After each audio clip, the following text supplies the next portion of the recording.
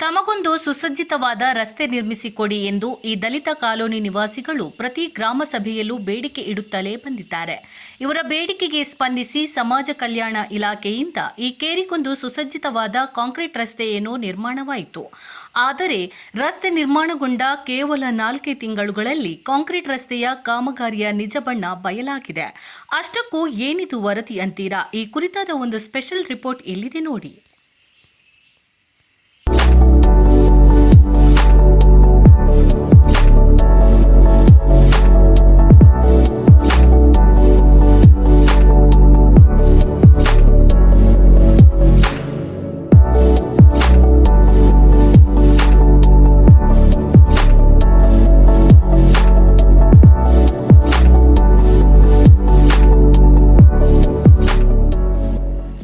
ಕುಂದಾಪುರ ತಾಲೂಕಿನ ತ್ರಾಸಿ ಗ್ರಾಮ ಪಂಚಾಯಿತಿ ವ್ಯಾಪ್ತಿಯ ಮೋವಡಿ ಶಾಲಾ ಸಮೀಪದ ದಲಿತ ಕಾಲೋನಿ ನಿವಾಸಿಗಳ ಬಹುವರ್ಷದ ಬೇಡಿಕೆ ಇದು. ಬೇಸಿಗೆಯಲ್ಲಿ ಧೂಳುಮಯ, ಮಳೆಗಾಲದಲ್ಲಿ ಕೆಸರುಮಯವಾಗುವ ಮಣ್ಣು ರಸ್ತೆಯನ್ನು ಕಾಂಕ್ರೀಟೀಕರಣಗೊಳಿಸಿ ನಡೆದಾಡಲು ಮತ್ತು ವಾಹನಗಳ ಸಂಚಾರಕ್ಕೆ ಅವಕಾಶ ಮಾಡಿಕೊಡಿ ಎಂದು ಇಲ್ಲಿನ ನಿವಾಸಿಗಳು ಪ್ರತಿ ಗ್ರಾಮ ಸಭೆಯಲ್ಲೂ ಬೇಡಿಕೆ ಇಡುತ್ತಲೇ ಬಂದಿದ್ದರು. ಕೊನೆಗೂ ದಲಿತರ ಕೂಗಿಗೆ ಸಮಾಜ ಕಲ್ಯಾಣ ಇಲಾಖೆ ಸ್ಪಂದಿಸಿ ಅನುದಾನ ಬಿಡುಗಡೆಗೊಳಿಸಿತು. ಕಳೆದ ಜನವರಿ ತಿಂಗಳಲ್ಲಿ ಸುಮಾರು 20 ಲಕ್ಷ ರೂಪಾಯಿ ವೆಚ್ಚದಲ್ಲಿ ಉಡುಪಿ ನಿರ್ಮಿತಿ ಕೇಂದ್ರದಿಂದ 261 ಮೀಟರ್ ಉದ್ದದ ಕಾಂಕ್ರೀಟ್ ರಸ್ತೆ ನಿರ್ಮಾಣ ಮಾಡಲಾಯಿತು. ಹೊಸ ರಸ್ತೆಯಾಯ್ತಲ್ಲ ಎಂದು ನಿಟ್ಟುಸಿರು ಬಿಡುವ ಹೊತ್ತಿಗೆ ಮತ್ತೆ ಇಲ್ಲಿನ ಜನತೆಗೆ ಸಂಕಷ್ಟ ಎದುರಾಗಿದೆ. ಕಾಮಗಾರಿ ಮಾಡಿದ 4 ತಿಂಗಳಲ್ಲಿ ಮಳೆಗಾಲದ ಆರಂಭದಲ್ಲೇ ರಸ್ತೆಯ 2 ಕಡೆಗಳಲ್ಲಿ ಜಲ್ಲಿಕಲ್ಲುಗಳೆಲ್ಲ ಮೇಲೆದ್ದು ಬಂದಿದ್ದು, ವಾಹನಗಳು ಸಂಚರಿಸುವಾಗ ಜಲ್ಲಿಗಳು ಟೈರ್ನಿಂದ ಸಿಡಿಯುವುದರಿಂದ ಪಾದಚಾರಿಗಳಿಗೆ, ಶಾಲಾ ಮಕ್ಕಳಿಗೆ, ವಯೋವೃದ್ಧರಿಗೆ ನಡೆದಾಡಲು ಸಮಸ್ಯೆಗಳಾಗುತ್ತಿದೆ. ಹೊಂಡ ಮಾತ್ರವಲ್ಲದೆ ಕೆಲವು ರಸ್ತೆಗಳಲ್ಲಿ ರಸ್ತೆ ಬಿರುಕು ಕೂಡ ಬಿಟ್ಟಿದೆ.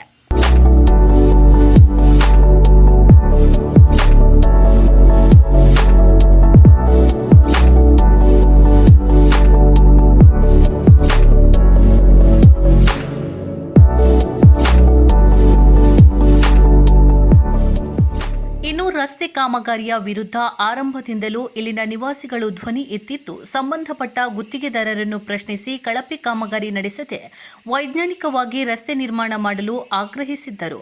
ಅಲ್ಲದೆ ರಸ್ತೆ ಕಾಮಗಾರಿಗೆ ಸಹಕಾರವನ್ನು ಕೊಟ್ಟಿದ್ದಲ್ಲದೆ ಅಲ್ಲೇ ಸಮೀಪದ ದೈವಸ್ಥಾನದ ನೀರು ಕಾಂಕ್ರೀಟಿಗೆ ಕೊಡುವ ಮೂಲಕ ಗುತ್ತಿಗೆದಾರರೊಂದಿಗೆ ಇಲ್ಲಿನ ನಿವಾಸಿಗಳು ಕೈಜೋಡಿಸಿದ್ದರು.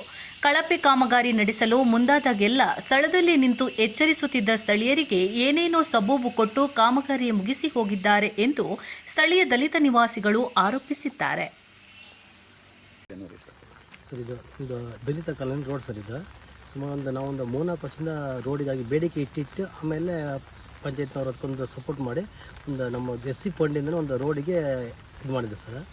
ಮಾಡಿದ ನಂತರ ಒಬ್ಬರು ಸದನದ ಸೇರಿಗಾರ ಅಂತ ಒಬ್ಬರು ಉಪ್ಪಿನ ಕಂಡಿದ್ದಾರೆ. ಈ ರೋಡ್ನ ಅವ್ರು ಸ್ಟಾರ್ಟಿಂಗಲ್ಲೇ ಕಳಪೆ ಮಟ್ಟದ ಕಾಮಗಾರಿ ಮಾಡಿದರೆ ಬಂದಿದ್ದರು.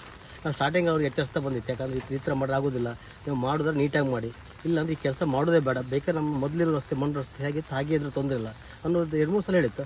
ಅದರಂತೆ ಕೆಲಸ ಮಾಡಿಸೋ ಖುದ್ದು ನಾವು ನಿತ್ಯ ಸಮೇತ ಕ್ರಿಶ್ಚಿಯನ್ ಅಂತೂ ಬೇಡ, ಕೆಲವೊಂದು ನೀವು ಹಾಕೋ ಐಟಮ್ ಸರಿ ಇಲ್ಲ, ಮತ್ತು ವೆಟ್ ಮಿಕ್ಸ್ ಅಂತ ಹೇಗೆ ಬೇಕಾದ್ರೆ ಬೇಕಾಬಿಟ್ಟು ಚಿಲ್ಕತ್ ಹೋಗಿದ್ರು. ಬಟ್ ಅದು ಅವರು ನೀಟಾಗಿ ಏನು ಅದನ್ನು ದಮಸ್ ಮಾಡೋದು, ಅಲ್ಲಿ ರೋಲಿಂಗ್ ಮಾಡೋದು ಏನೂ ಮಾಡಲಿಲ್ಲ. ಅವ್ರಿಗೆ ಖುಷಿ ಬಂದಾಗ ಹಾಕಿದ್ರು, ಕಾಟ ಚರ್ಕ್ ಹಾಕಿದ್ರು, ಅದೇ ತಕ್ಷಣಕ್ಕೆಲ್ಲ ಹೊಗಟ್ ಹಾಕಿ ಮುಗಿಸಿಬಿಟ್ಟಿದ್ರು.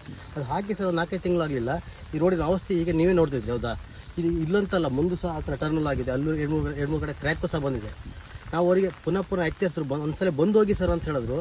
ಅವ್ರು ಬರುವುದಿಲ್ಲ. ಒಂದು ಫಸ್ಟ್ ಕಾಲ್ ಅಟೆಂಡ್ ಮಾಡಿದ್ರೆ ತಿರ್ಗಿ ವಾಪಸ್ ಮತ್ತೆ ಕಾಲ್ ಮಾಡಿದ್ರೆ ಆ ಕಾಲ್ ಸರ್ ಅಟೆಂಡ್ ಮಾಡೋದಿಲ್ಲ ಅವರು.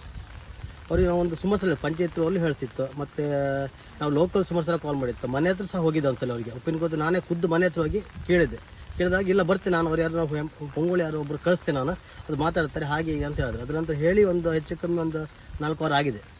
ಅದ್ರ ನಂತರ ಸಹ ಮತ್ತೆ ಪುನಃ ಬಂದಿಲ್ಲ. ಈಗ ನಾವೇನು ಹೇಳೋದಕ್ಕೆ 1-5 ದಿನ ರಿಪೇರಿ ಮಾಡಬೇಕು, ಇಲ್ಲ ಮೊದಲೇ ಹಾಗೆ ಬೇಕಾ ಅವ್ರು ಬೇಕಾ ತೊಗೊಂಡೋಗ್ಲಿ, ತೊಂದಿಲ್ಲ, ಬೇಜಾರಿಲ್ಲ ನಮಗೆ ಮಣ್ಣು ರೋಡ್ ಅದೇ ಸ್ವಲ್ಪ ನಮ್ಗೆ ಅದಷ್ಟು ಅನುಕೂಲ ಇದ್ದಿತ್ತು ಆ ರೋಡು. ಈ ಕಚಡ ಪಚ್ಚ ಮಾಡ್ಕೊ ಅಕಸ್ಮಾತ್ ಏನೋ ಶಾಲೆಗೆ ಹೋಗೋ ಮಕ್ಕಳು ಏನೋ ಬಿದ್ದರೆ ನಾಳೆ ಅದಕ್ಕೆಲ್ಲ ಯಾರು ಹೊಣೆಗಾರ ಆಗ್ತಾರೆ ಅಂತ ನಮ್ಗೆ ಗೊತ್ತಿಲ್ಲ. ಅದು ಅವರೇ ಹೊಣೆಗಾರ ಆಗ್ತಾರೆ, ಅಲ್ಲ ಪಬ್ಲಿಕ್ ನಾವು ಹೊಣೆಗಾರ ಯಾಕೆಲ್ಲ ಪಂಚಾಯತ್ ಹೊಣೆಗಾರ ಯಾಕೆ ಏನೋ ಗೊತ್ತಿಲ್ಲ. ಅದಕ್ಕೆ ಈ ಥರ ಕಳಪೆ ಮಟ್ಟ ಕಾಮಗಾರಿ ಮಾಡೋದಕ್ಕಿಂತ ಅವರು ಇದನ್ನು ಹಾಗೆ ಬಿಟ್ಬಿಡ್ಲಾಗಿತ್ತು. ಅವರು ಆ ಅನುದಾನ ನಮ್ಮ SC ಫಂಡ್ ಬೇರೆ ಅಂತ ಯೂಸ್ ಮಾಡ್ಬೋದಿತ್ತು. ಅಷ್ಟೊಂದು ಅಮೌಂಟನ್ನು ಸುಮ್ಮನೆ ದುರುಪಯೋಗ ಮಾಡಿದಾಗಾಯ್ತು ಅವರು. ಆ ಥರ ಮಾಡೋಕ್ಕಿಂತ ಸುಮ್ಮನೆ ಯಾರೋ ಒಂದು ಬಡವರಿಗೆ ಮನೆಗೇನೆ ಕಟ್ಟಿ ಕೊಟ್ಟಿದ್ರು ತುಂಬ ಅನುಕೂಲ ಇತ್ತು. ಇಲ್ಲ ಬೇರೆ ಏನಾದ್ರು ಅಗತ್ಯ ವಸ್ತು ಏನು ಬೇಕಿದ್ರೆ ಅವ್ರು ಕೊಟ್ಟಿದ್ರೆ ತುಂಬ ಅನುಕೂಲ ಇತ್ತು. ಬಟ್ ಈ ಥರ ಕಳಪೆ ಮಾಡ್ಕೊಂಡು ಯಾರೋ ದುಡ್ಡು ತಗೋ ಹೋಗೋಕ್ಕಿಂತ ಇದು ಏನು ಮಾಡಿ ಏನು ಪ್ರಯೋಜನ ತಂತಿ ಕಳಿಸೋಣ ನಾವು. ಮೇಲ್ನೋಟಕ್ಕೆ ಇದು ಕಳಪೆ ಕಾಮಗಾರಿ ಅಂತ ಕಂಡು ಬಂದು ಜಿಲ್ಲಾಧಿಕಾರಿ ಈ ಗುತ್ತಿಗೆದಾರರ ವಿರುದ್ಧ ಕಾನೂನು ಕ್ರಮ ಕೈಗೊಂಡು ಗುತ್ತಿಗೆ ಸಂಸ್ಥೆಯ ವಿರುದ್ಧ ಸಹ ಕಾನೂನು ಕ್ರಮ ಕೈಗೊಂಡು ನಮಗೆ ಒಳ್ಳೆಯ ರೀತಿ ನ್ಯಾಯ ದೊರಕಿಸುವಾಗಿ ಈ ಮೂಲಕ ಕೇಳಿಕೊಡ್ತಿದ್ದೇವೆ. 261 ಮೀಟರ್ ಉದ್ದದ ರಸ್ತೆಯ ಕಲ್ಲುಕುಟ್ಟಿಗ ದೈವಸ್ಥಾನದ ಎದುರು 2 ಕಡೆಗಳಲ್ಲಿ ಜಲ್ಲಿಕಲ್ಲುಗಳು ಎದ್ದು ಹೊಂಡ ಬಿದ್ದಿದೆ. ಈ ರಸ್ತೆ ನಿರ್ಮಾಣಕ್ಕೂ ಮೊದಲು ತ್ರಾಸಿ ಪಂಚಾಯಿತಿ ವತಿಯಿಂದ 2 ಕಡೆ ಚರಂಡಿ ನಿರ್ಮಾಣ ಮಾಡಲಾಗಿದೆ. ರಸ್ತೆ ಮೇಲೆ ನೀರು ನಿಂತುಕೊಳ್ಳದೆ ಚರಂಡಿಯಲ್ಲಿ ನೀರು ಸರಾಗವಾಗಿ ಹರಿಯುವ ವ್ಯವಸ್ಥೆಯನ್ನು ಮಾಡಲಾಗಿದೆ. ಆದರೆ ರಸ್ತೆಯಲ್ಲಿ ಗುಂಡಿಗಳು ಏಕಾದವು ಎನ್ನುವುದೇ ಯಕ್ಷ ಪ್ರಶ್ನೆಯಾಗಿ ಉಳಿದುಕೊಂಡಿದೆ. ಇದೇ ದೇವಸ್ಥಾನದ ಮಗ್ಗುಲಲ್ಲೇ ಕಳೆದ 7-8 ವರ್ಷಗಳ ಹಿಂದೆ ಮಾಡಿರುವ ಕಾಂಕ್ರೀಟ್ ರಸ್ತೆ ಇಂದಿಗೂ ಸುಸಜ್ಜಿತವಾಗಿದೆ.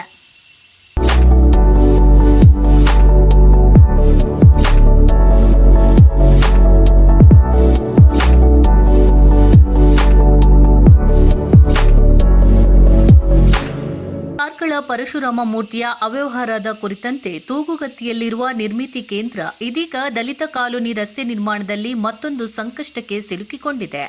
ಉಡುಪಿ ನಿರ್ಮಿತಿ ಕೇಂದ್ರದ ವಿರುದ್ಧ ದಲಿತರು ಆಕ್ರೋಶ ವ್ಯಕ್ತಪಡಿಸಿದ್ದು, ಕಳಪೆ ಕಾಮಗಾರಿ ನಡೆಸಿ ದಲಿತರ ಹಣವನ್ನು ದುರುಪಯೋಗ ಮಾಡುವುದು ಸರಿಯಲ್ಲ. ಜಿಲ್ಲಾಡಳಿತ ಈ ಬಗ್ಗೆ ಸೂಕ್ತ ತನಿಖೆ ನಡೆಸಿ ನಿರ್ಮಿತಿ ಕೇಂದ್ರ ಹಾಗೂ ಗುತ್ತಿಗೆದಾರರ ವಿರುದ್ಧ ಕ್ರಮ ಜರುಗಿಸಬೇಕೆಂದು ಆಗ್ರಹಿಸಿದ್ದಾರೆ.